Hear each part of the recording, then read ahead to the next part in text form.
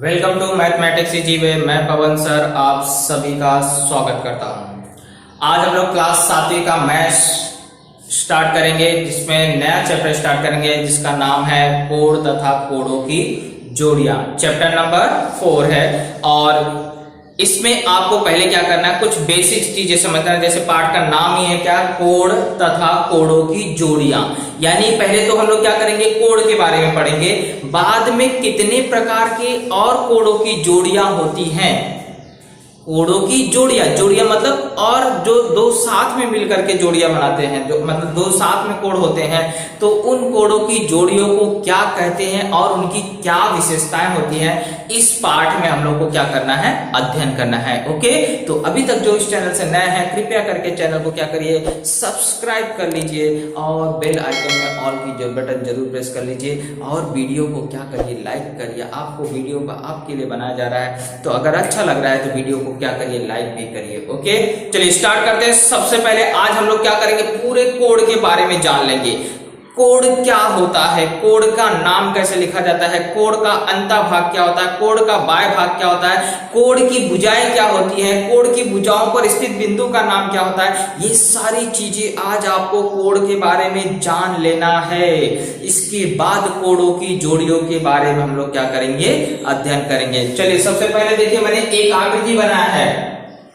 इस आकृति को कहते क्या है, पहले ये आपको पता होना चाहिए। तो ये जो आकृति बनी है, इस आकृति को ही कहते हैं कोड।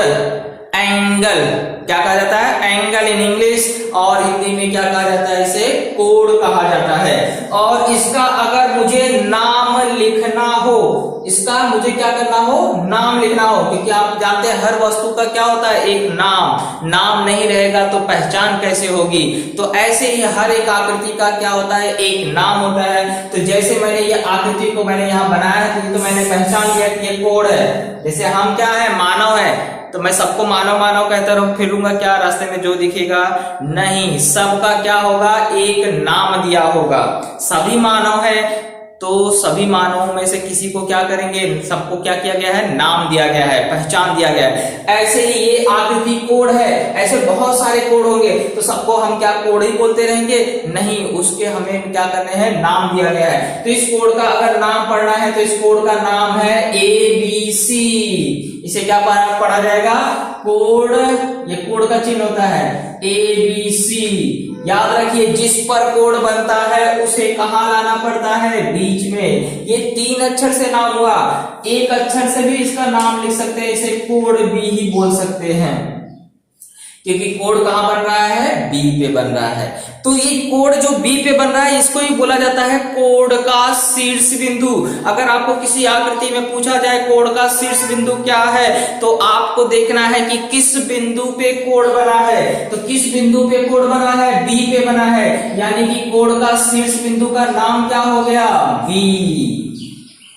जिस पर कोड बना होता है उसे को बोला जाता है कोड का शीर्ष बिंदु। इसके बाद आते हैं कोड की भुजाएं कौन सी होती है। तो आप देख रहे हैं कि जो कोड बी पे बना है, इसको मिला बनाने के लिए 2 भुजा गई है। वो भुजाओं का नाम जो है वही, उसे क्या कहा जाता है, कोड की भुजाएं।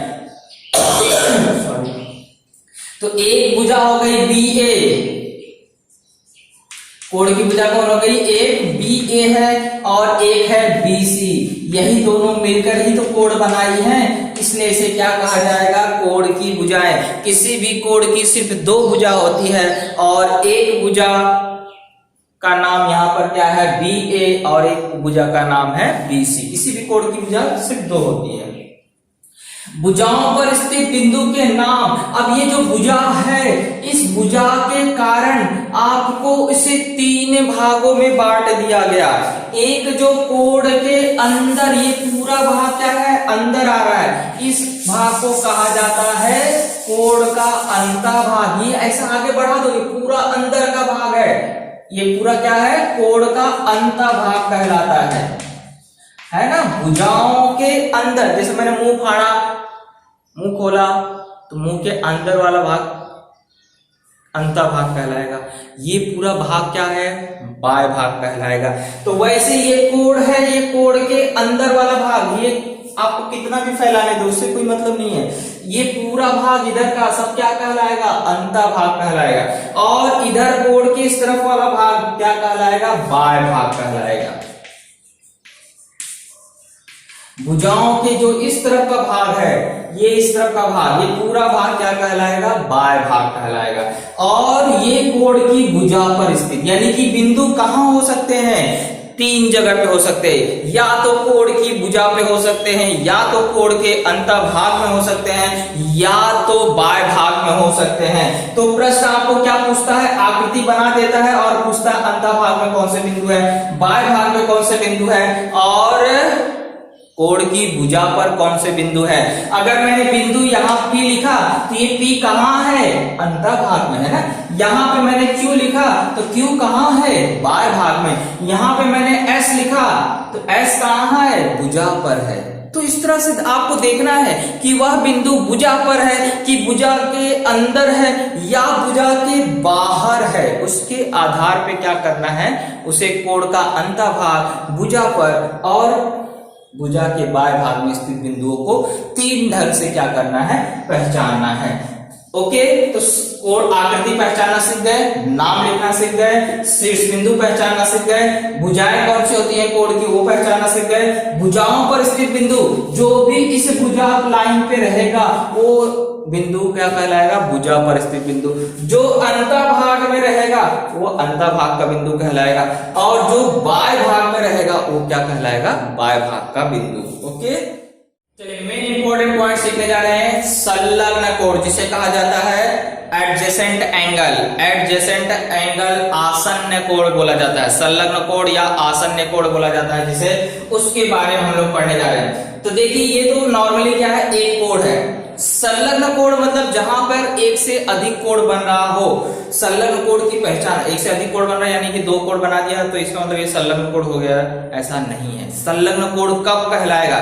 संलग्न, संलग्न का मतलब वो क्या होता है? साथ में जिसका लगन हुआ हो। लगन ना तो शादी नहीं हुई है, लेकिन साथ में क्या हुए हैं? लगे हुए हैं। जब कोण एक ही शीर्ष बिंदु पे बन रहा हो, मतलब एक से अधिक कोण है लेकिन कहां बन रहे हैं? एक ही बिंदु पे बन रहे हैं, और उनकी दोनों कोणों की एक भुजा भी समान है और उसका अंतःभाग क्या हो?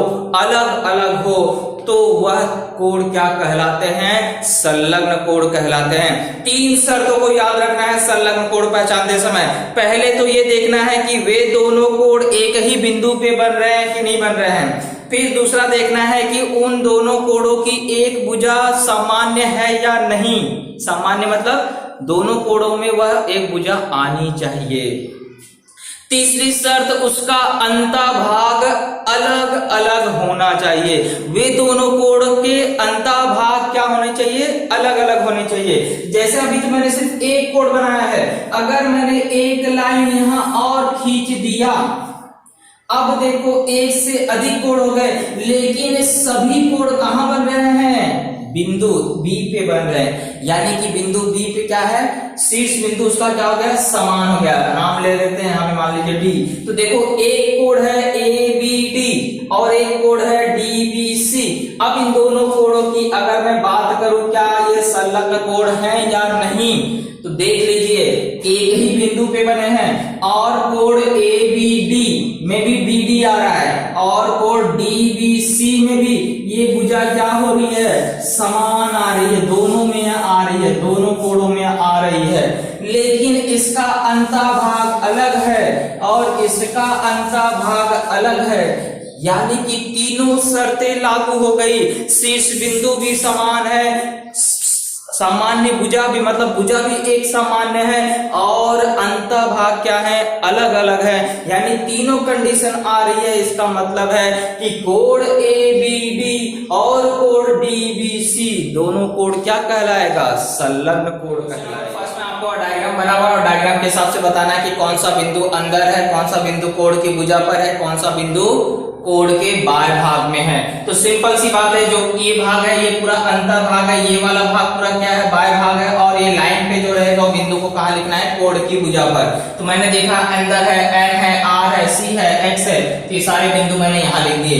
बाह्य भाग में देखिए ये T U Q V Y ये सब बाएं भाग में है, इसलिए बाएं भाग में आ गया। और कोण की भुजा पर, तो ये लाइन पर जो बिंदु है मैंने उसको लिख दिया। तो इस तरह से हमारा क्वेश्चन नंबर फर्स्ट का आंसर क्या होगा। क्वेश्चन नंबर 2 में क्या बोला है, संलग्न कोणों की जोड़ियां पहचान करके उसके नाम लिखने हैं। संलग्न कोणों की जोड़ियां पहचानना है। तो संलग्न कोण क्या बताया गया था, जहां पर एक से जिस बिंदु पे एक से अधिक कोण बनेगा वहीं संलग्न कोण होने की संभावना हो सकती है। तो यहाँ इस आकृति में देखिए तो बिंदु एंड पे एक से अधिक कोण बने हैं। और दूसरी चीज देखना है कि वो दोनों कोणों में एक भुजा आनी चाहिए और उनके अंतःभाग अलग होने चाहिए। तो संलग्न कोण की पहली जोड़ी ए एंड बी, कोण ए एंड बी। अब देखिए मैंने कोण ए एंड बी लिया है, तो एंड ये वाला भाग का अंतःभाग इधर आ रहा है, और कोण ए एंड सी लोगे तो इसका अंतःभाग अलग आ रहा है, और ये भुजा दोनों में आ रही है, इसलिए कोण ए एंड सी एक जोड़ी हो गई। दूसरी जोड़ी का नाम लिखिए, मान लीजिए आप लेते हैं बी एंड सी, कोण बी एंड सी लेते हैं, तो इसका अंतःभाग इधर है और इसका अंतःभाग इधर है, तो ए एंड सी लिख सकते हैं। और A and B, A and B देखिए ना, इसका अंतःभाग इधर है, बी एंड सी का अंतःभाग इधर है, तो यहाँ पे कोण हो जाएगा बी एंड सी। तो इसका जोड़ी इसके साथ बन सकता है, इसकी जोड़ी इसके साथ बन सकती है, ओके। फिर इसकी जोड़ी इसके साथ बन सकती है। इस तरह से 3 जोड़ियां। अब आप बोलोगे ये कोण लिखा, ये कोण लिखा, दोनों कोण यहाँ आपस में, ये दोनों कोण आपस में, ये दोनों कोण, ये दोनों कोण, 3 जोड़ियां क्या हो रही है यहाँ पर आपकी बन रही है। तो इस तरह से 3 संलग्न कोणों की जोड़ियां हो गई। अब इस आकृति में देखिए तो बिंदु टी पे तो एक ही कोण बना है, यानी यहाँ तो आपको संलग्न कोण नहीं हो सकता। 2 कोण कहाँ बन रहे हैं, क्यू पे बन रहे हैं। तो एक का अंतःभाग इधर है, एक का अंतःभाग इधर है, और ये भुजा दोनों में आ रही है, तो यहाँ एक ही जोड़ी पॉसिबल है, वो भी कौन सी, पी क्यू आर और पी क्यू टी। याद रखिए संलग्न कोणों का नाम लिखते समय हमेशा ये जो बीच अक्षर है ये हमेशा सेम रहेगा, वरना आपका जोड़ी क्या हो जाएगा, गलत हो जाएगा। यहाँ एक ही जोड़ी बन रही थी, ये कोण क्यू पे, दोनों कोण क्यू पे बन रहे हैं, लेकिन इसका अंतःभाग इधर है, इसका अंतःभाग इधर है, और इस पे ये भुजा सामान्य है, यानी कि इस तरह से ये कोण क्या कहलाएंगे, संलग्न कोण। चलिए क्वेश्चन नंबर 3 में बोला है कि क्या ये संलग्न कोण है या नहीं, और अगर है तो कारण बताइए, अगर नहीं भी है तो कारण बताइए। मतलब जब नहीं है तो कारण लिखना है, और है तो कारण देने की जरूरत नहीं है। तो कोण पी एम क्यू की बात कर रहा है, पी एम क्यू ये वाला कोण हो गया। दूसरा बोल रहा है R M Q, R M Q, तो यानी कि अगर देखे जाए तो यहाँ पे हम लोग समझना चाहे तो पी एम क्यू इस तरह से हुआ, और आर एम क्यू इस तरह से हुआ।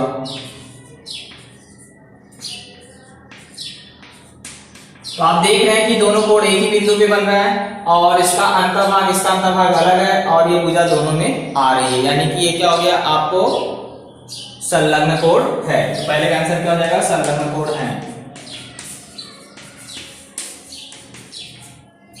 दूसरा आर एम क्यू तथा कोण S M R, R M Q और कोण S M R, R M Q और एस एम आर, तो ये आपको दोनों को संलग्न कोण नहीं है। क्यों नहीं है, देखिए ये हो गया आपका आर एम क्यू, और ये हो गया एस एम क्यू। तो आर एम क्यू का अंतःभाग ये पूरा का पूरा है, और एस एम क्यू का अंतःभाग ये है सिर्फ। तो ये इसका मतलब है कि आर एम क्यू का अंतःभाग क्या हो रहा है, एस एम क्यू में भी आ रहा है। इसका मतलब है कि ये दोनों संलग्न कोण नहीं है। तो आप यहां बता देंगे कि आर एम क्यू तथा कोण एस एम आर का अंतःभाग भिन्न नहीं है, इसलिए ये संलग्न कोण नहीं है।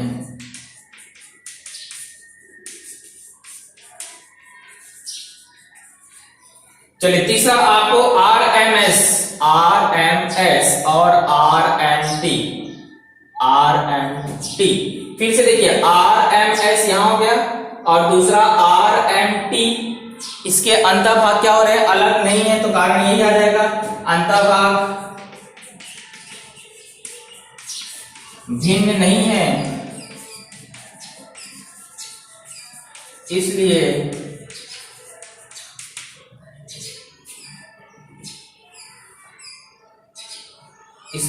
यह संलग्न कोड नहीं है।